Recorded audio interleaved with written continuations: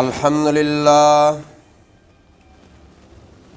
لله نحمده ونستعينه ونستغفره ونؤمن به ونتوكل عليه ونعوذ بالله من شرور أنفسنا ومن سيئات أعمالنا من يهده الله فلا مضل له ومن يضلله فلا هادي له ونشهد أن لا إله إلا الله وحده لا شريك له ونشهد أن محمدا عبده ورسوله أما بعد فأعوذ بالله من الشيطان الرجيم بسم الله الرحمن الرحيم إنما يريد الله ليذهب عنكم الرجس أهل البيت ويطهركم تطهيرا صدق الله مولانا العظيم وصدق رسوله النبي الكريم ونحن على ذلك لمن الشاهدين والشاكرين والحمد لله رب العالمين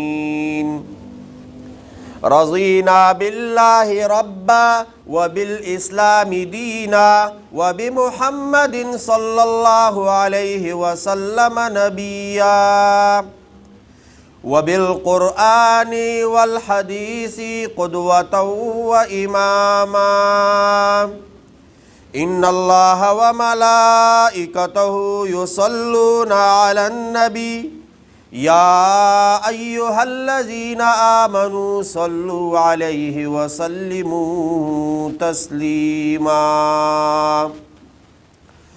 اللهم صل على محمد وعلى آل محمد كما صليت على إبراهيم وعلى آل إبراهيم إنك حميد مجيد اللهم بارك على محمد وعلى آل محمد كما باركت على إبراهيم وعلى آل إبراهيم إنك حميد مجيد سبحان ربك رب العزة عما يصفون وسلام على المرسلين والحمد لله رب العالمين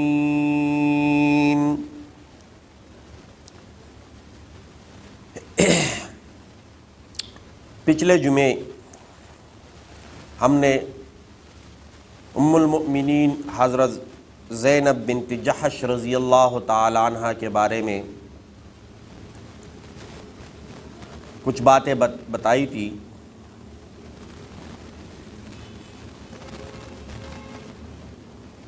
ام المؤمنین حضرت زینب بنت جحش رضی اللہ تعالی عنہ کی جو وفات ہے وہ 20 یا 21 ہجری میں ہوئی۔ کون سے ہجری میں ہوئی؟ 20 یا 21 ہجری میں ہوئی۔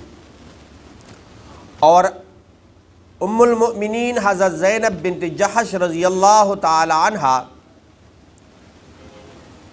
نبی علیہ الصلوۃ والسلام کے بعد ازواج مطہرات میں سب سے پہلے وفات پانے والی زوجہ مطہرہ ہے۔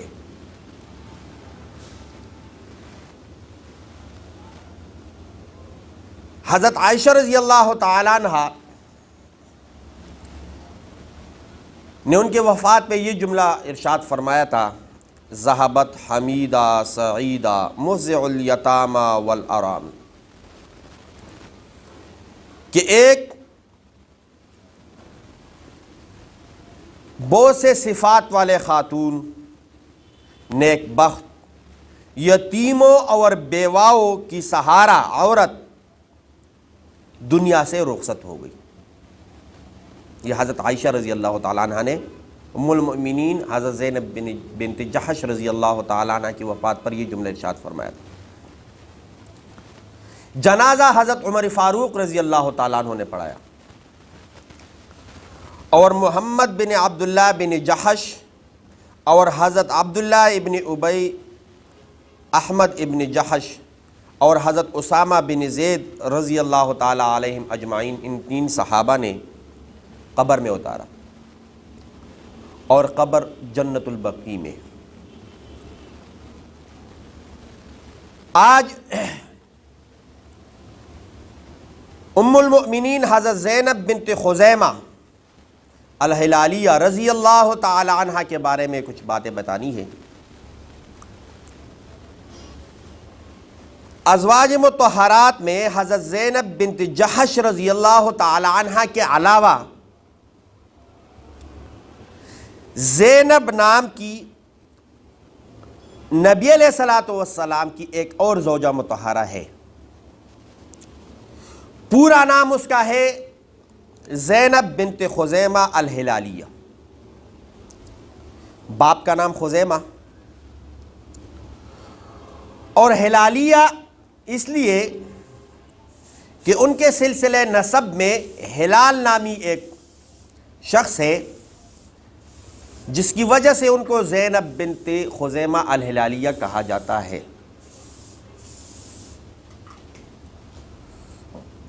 والدہ کا نام ہند یا خولہ بنت عوف ہے، اور یہ قبیلہ حمیر سے ان کا تعلق ہے۔ ان کا تعلق کون سے قبیلے سے ہے؟ اور یہ جو ہند ہے،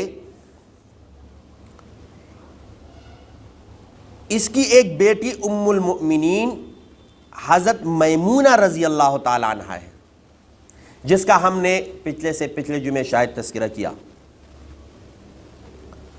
حضرت زینب بنت خزیمہ رضی اللہ تعالی عنہ کی وفات کے کئی سال بعد رسول اللہ صلی اللہ علیہ وسلم نے حضرت میمونہ رضی اللہ تعالی عنہ سے نکاح فرمایا تھا۔ اب حضرت میمونہ رضی اللہ تعالی عنہ اور حضرت زینب بنت خزیمہ رضی اللہ تعالی عنہ، یہ دونوں بہنیں ہیں۔ کون سی بہنیں؟ اخیافی بہنیں، اخت اخیافی۔ اخت اخیافی یعنی ماں شریک بہن، ماں ایک ہے اور والد علیحدہ علیحدہ۔ حضرت زینب بنت خزیمہ رضی اللہ تعالی عنہ کا جو پہلا نکاح ہے وہ عبداللہ ابن جحش رضی اللہ تعالی عنہ سے ہوا تھا۔ شوال کے مہینے میں 3 ہجری غزوہ احد میں وہ شہید ہو گئے۔ کون؟ عبداللہ ابن جحش رضی اللہ تعالی عنہ۔ ان کی شہادت کے بعد حضرت زینب رضی اللہ تعالی عنہ کہ ہاں بچہ پیدا ہوا، اور اس بچے کی پیدائش سے حضرت زینب بنت خزیمہ رضی اللہ تعالی عنہ کا جو عدت ہے وہ ختم ہو گیا۔ نبی علیہ الصلوۃ والسلام نے ذی الحجہ کے مہینے میں 3 ہجری ذی الحجہ کے مہینے میں زینب بنت خزیمہ رضی اللہ تعالی عنہ سے نکاح کر لیا۔ ابھی نکاح کے صرف 3 مہینے گزرے تھے کہ ام المؤمنین حضرت زینب بنت خزیمہ رضی اللہ تعالی عنہ کا انتقال ہو گیا۔ یعنی یہ کتنے مہینے نبی علیہ الصلوۃ والسلام کی نکاح میں رہی؟ 3 ماہ۔ انا للہ و انا الیہ راجعون۔ بعضوں نے 7-8 مہینے بھی کہا ہے مورخین نے، لیکن جو صحیح اور راجح قول ہے وہ 3 مہینے۔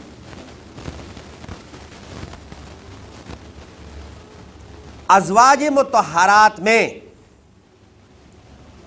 صرف 2 ام المؤمنین ایسی ہے جن کی وفات نبی علیہ الصلوۃ والسلام کے حیات مطیبہ میں ہی ہوئی۔ ایک حضرت خدیجہ رضی اللہ تعالی عنہ اور ایک زینب بنت خزیمہ رضی اللہ تعالی عنہ۔ اور جو باقی ازواج مطہرات ہیں وہ نبی علیہ الصلوۃ والسلام کے بعد بھی حیات تھی.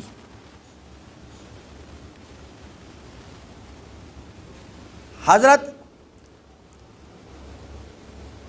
زینب بنت خزیمہ رضی اللہ تعالی عنہا کا جب انتقال ہوا تو جنازہ خود نبی علیہ الصلوۃ والسلام نے پڑھایا اور مدینہ طیبہ کے قبرستان جنت البقیع میں دفن فرمایا. جب انتقال ہو رہا تھا اس وقت حضرت زینب بنت خزیمہ رضی اللہ تعالی عنہ کی جو عمر تھی وہ 30 سال تھی. یعنی 30 سال میں حضرت زینب بنت خزیمہ رضی اللہ تعالی عنہ اس دنیا سے چلی گئی. فضائل بہت ہے اور کوئی فضیلت نہ ہو، اتنا فضیلت کافی ہے کہ اس کا لقب کیا ہے؟ ام المؤمنین. قرآن مجید میں یہ لقب دیا ہے کہ جو نبی کی بیٹی ہے وہ امت کی ماں ہے. نبی کی جو زوجہ ہے، اہلیہ ہے، وہ امت کی کیا ہے؟ دوسرا، نبی علیہ الصلوۃ والسلام نے خود جنازہ پڑھایا اور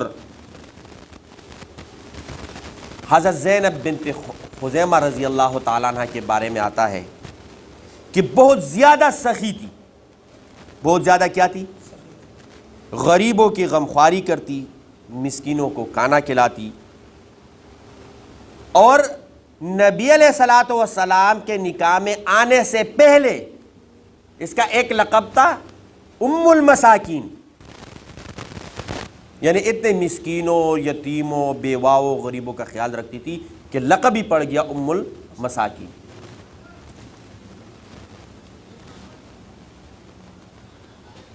اور نبی علیہ الصلوۃ والسلام کی نگرانی میں ہی جنت البقیع میں دفن کیا گیا. اللہ رب العزت ہماری بیٹیوں کو، بہنوں کو، خواتین کو بھی جو ازواج مطہرات ہیں ان کے نقش قدم پر چلنے کی توفیق عطا فرمائے. اب ہم دیکھتے ہیں کہ گھر میں کوئی کانا نہ ہو خیر ہے، بچے بھوکے ہو خیر ہے، لیکن جو شادی ہو رہی ہے اس کے لیے میری شاپنگ ضروری ہے. اور وہ بھی ایسی چیزیں کہ کسی اور خاتون نے وہ چیزیں نہیں خریدی ہو. اگر یہ پہن کر میں جاؤں گی اور کسی اور نے یہ پہنا ہو تو میری تو ناک کٹ جائے گی. وہ سارے لوگ میری طرف دیکھیں گے، اس کی طرف، اچھا یہ تو اس نے بھی پہنا ہے، اتنا کوئی خاص کپڑا نہیں ہے. تو اللہ رب العزت ہم سب کو صحابہ رضی اللہ تعالی علیہم اجمعین کے نقش قدم پر چلنے کی توفیق عطا فرمائے اور ہماری خواتین کو صحابیات کے نقش قدم پر چلنے کی توفیق عطا فرمائے. پوری الماریاں بری پڑی ہوتی ہے کپڑوں کی، لیکن اگر کوئی غریب یا مسکین یا یتیم بچہ ہے تو اس کی طرف دیکھتی بھی نہیں. لیکن آج کل بھی ایسی خواتین موجود ہیں جو خود تو کانا کھائے یا نہ آئے کوئی پرواہ نہیں، خود اچھا کپڑا پہنے یا نہ پہنے کوئی پرواہ نہیں، لیکن خاص طور پر جو یتیم بچیاں ہے، مسکین بچیاں ہے، ان کی شادی کا پروگرام کرتی ہے، ان کے کھانے کا بندوبست کرتی ہے، اس کے اسکول کا جو خرچہ ہے وہ اٹھاتی ہے، اس کے جو مدرسے کا خرچہ ہے وہ اٹھاتی ہے. اور ایسی خواتین، مجھے اپنا ایک واقعہ یاد ہے کہ 2009 میں شاید یہ ہمارے علاقے میں یہ آپریشن ہوا تھا، جو حالات خراب تھے، تو حامد اللہ ہو رہے تھے، 2 خاندان آئے تھے اور یہ وابڈا ٹاؤن میں ایک کوٹھی میں رہ رہے تھے. ایک دوست نے وہ کوٹھی خالی کر دی تھی. خواتین کا ایک گروپ تھا برقعے میں باپردہ، وہ پھرتی تھی اور پوچھتی تھی ہاں کس چیز کی کمی ہے، اور پوچھنے پر بھی وہ اپنا کوئی نام نہیں بتاتی کہ کہاں سے ہم آئی ہے اور کہاں جا رہی ہے. تو وہ نقد کی صورت میں بھی پیسے دیتی تھی اور جو ضرورت گھی، دال، آٹا، یہ ساری چیزیں وہ خود پہنچاتی تھی. لیکن اپنا نام ظاہر نہیں کیا کہ ہم کون ہیں. تو ہم نے بھی پیچھے نہیں پڑے, ہم نے بھی کہا چلو یہ اللہ نے کوئی مدد بھیجے. تو اللہ رب العزت ہم سب کو نبی علیہ الصلوۃ والسلام کے نقش قدم پر اور نبی علیہ الصلوۃ والسلام کے ہر سنت پر عمل کرنے کی توفیق عطا فرمائے. اب یہاں تک یہ سلسلہ. اب ایک دوسرا, جو ہمارے انڈیا میں ایک بیٹی ہے, اس نے اللہ اکبر کا نعرہ لگایا پتہ نہیں 1 یا 2 مرتبہ, اللہ اکبر اللہ اکبر. لیکن یہ اللہ اکبر کا جو نعرہ ہے, جس نے سنا اس کی زبان سے بھی نکلے اللہ اکبر اللہ اکبر. ہم نے حضرت بلال رضی اللہ تعالی عنہ کا واقعات کتنی مرتبہ سنے ہیں کہ گرم ریت پر اس کو لٹاتے تھے, پتھر اوپر رکھتے تھے سینے پہ, اور یہ کہا جاتا تھا کہ آپ اس دین سے ہٹو تو آپ جو چاہو گے ہم آپ کو دیں گے. لیکن حضرت بلال رضی اللہ تعالیٰ عنہ کے زبان پہ ایک ہی لفظ تھا, احد احد, اللہ ایک ہے اللہ ایک ہے. اب یہ بھی یاد اس کی تازہ ہو گئی کہ کتنے لوگ ہیں اکیلی, وہ بھی کوئی بڑی عمر کی خاتون نہیں, بچی میرے خیال میں بھی کام کر رہی ہے 2nd ایئر میں, لیکن اللہ رب العزت نے اس کے زبان پہ ایسے الفاظ جاری کر دیے کہ ساری دنیا جو وہ ویڈیو دیکھتی ہے چھوٹی سی کلپ ہے, تو یہ اللہ اس کی حفاظت فرمائے. سارے دعا دیتے اللہ اس کی کیا کرے. تو اب ہم صرف اتنا کر سکتے ہیں کہ یہاں جو ہماری بیٹیاں ہیں, بہنیں ہیں, خواتین ہیں, اس کو ہم یہ پیغام دیتے ہیں کہ وہ اسلامی ملک نہیں ہے, سیکولر ملک ہے, لیکن وہاں پر ایک خاتون, ایک لڑکی حجاب اور پردے کے لیے کیا مشکلات برداشت کرتی ہے. اور یہاں ہم اسلامی ملک میں ہیں, تو اگر یہ پیغام جہاں جہاں تک پہنچتا ہے, یہی پیغام ہے کہ کم از کم اپنے سر پر دوپٹہ تو ڈالیں. ننگے سر ہم خبریں سنتے ہیں, نہ سنے تو کیا کریں. سارا کچھ جو بھی ہم کوئی اشتہار ہے یا کچھ بھی ہے, اس میں کسی بھی خاتون کے سر پر آپ دوپٹہ, برقع اور حجاب یہ تو دور کی بات ہے, دوپٹہ بھی نہیں. تو اس واقعے کے بعد اپنی جو یہاں پر پاکستان کی خواتین ہیں, بہنیں ہیں, بیٹیاں ہیں, بچیاں ہیں, یہ درخواست ہے کہ وہ بھی قرآن کی اس آیت پر عمل کرے, وَيُدْنِينَ عَلَيْهِنَّ مِن جَلَابِيبِهِنَّ, کہ اپنے اوپر بڑی بڑی چادریں ڈالیں, کم از کم کہ جو بال ہے یہ کوئی غیر مرد نہ دے, کوئی غیر مرد ہو. ہاں اپنے گھر میں اپنے شوہر کے سامنے جو جتنا ہو سکے ڈول سنگار کر لے, اس میں ثواب ہے, لیکن یہ جو ڈول سنگار ہے یہ غیر مردوں کے لیے نہیں, غیر مردوں کے لیے. تو کوشش کریں گے نا انشاءاللہ کہ کم از کم اپنے گھروں میں اپنے بچیوں کو, اپنی بیٹیوں کو, اپنے گھر والوں کو اس بات پہ کم از کم آمادہ کریں گے کہ پردہ کریں گے. کیا کریں گے؟ پردہ کریں گے. کوشش ہے انشاءاللہ. اور تیسری بات, آپس میں دوست ہم بیٹھے ہوتے ہیں, مدرسے کی بھی ہوتے ہیں, کالج کی بھی ہوتے ہیں, کرکٹ کی بھی ہوتے ہیں. تو یہ عامر لیاقت حسین نے, ایک بندے نے مجھ سے پوچھا, یہ دیکھو کیا غلط کام کیا, پتہ نہیں. میں نے کہا پتہ نہیں کیا غلط کام کیا, زنا کر دیا, پتہ نہیں کیا کر دیا. ایسے وہ منہ بنایا ہوا تھا جیسے کہ اس نے زنا کیا ہو. میں نے کہا ہوا, کہتے تیسری شادی کر لی. تو میں نے کہا شادی کر لی نا, تو شادی وہ چوتھی بھی جائز ہے. اسلام میں کتنا شروع 4 سے ہوئے, ہم کہتے ہیں نا 4 جائز ہے, وہ شروع 4 سے ہے. 4 کر لو, نئی طاقت 3 کر لو, نئی طاقت 2 کر لو. اگر ہمارے جیسے ہو تو کم از کم 1 تو کر لو. ہاں کوئی عدل نہیں کر سکتا, کوئی برابری نہیں کر سکتا, خرچہ نہیں اٹھا سکتا, جسمانی مسائل ہے, تو پھر کم از کم 1 پہ کیا کرے, اکتفا کر لے.